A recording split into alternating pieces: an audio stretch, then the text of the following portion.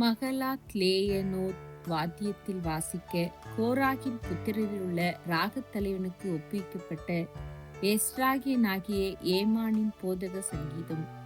என் ரட்சிப்பின் தேவனாகிய கர்த்தாவே, இரவும் பகலும் உம்மை நோக்கி கூப்பிடுகிறேன். என் விண்ணப்பம் உமது சமூகத்தில் வருவதாக. என் கூப்பிடுதலுக்கு உமது செவியை சாய்த்தருளும். என் ஆத்துமா துக்கத்தால் நிறைந்திருக்கிறது. என் ஜீவன் பாதாளத்திற்கு சமீபமாய் வந்திருக்கிறது. நான் குழியில் இறங்குகிறவர்களோடு எண்ணப்பட்டு பலனற்ற மனுஷனைப் போலானேன். மரித்தவர்களில் ஒருவனைப் போல் நெகிழப்பட்டிருக்கிறேன். நீர் இனி ஒருபோதும் நினையாதபடி உமது கையால் அறுப்புண்டு போய் பிரேத குழிகளிலே கிடக்கிறவர்களைப் போலானேன். என்னை பாதாள குழியிலும் இருளிலும் ஆழங்களிலும் வைத்தீர். உம்முடைய கோபம் என்னை இருத்துகிறது. உம்முடைய அலைகள் எல்லாவற்றினாலும் என்னை வருத்தப்படுத்துகிறீர்.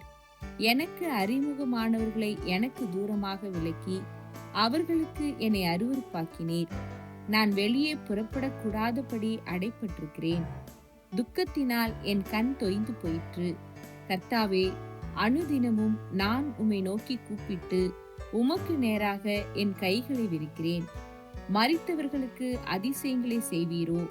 செத்துப்போன வீரர் எழுந்து உம்மை துதிப்பார்களோ? பிரேத குழியில் உமது கிருபையும் அழிவில் உமது உண்மையும் விவரிக்கப்படுமோ?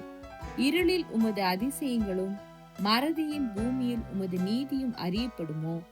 நானோ கர்த்தாவே, உம்மை நோக்கி கூப்பிடுகிறேன். காலையிலே என் விண்ணப்பம் உமக்கு முன்பாக வரும். கர்த்தாவே, ஏன் என் ஆத்துமாவை தள்ளிவிடுகிறீர்? ஏன் உமது முகத்தை எனக்கு மறைக்கிறீர்? சிறுவயது முதல் நான் சிறுமைப்பட்டவனும் மாண்டு போகிறவனுமாயிருக்கிறேன்.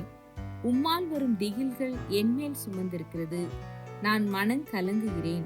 உம்முடைய எரிச்சல்கள் என்மேல் புரண்டு போகிறது. உம்முடைய பயங்கரங்கள் என்னை அதம் பண்ணுகிறது.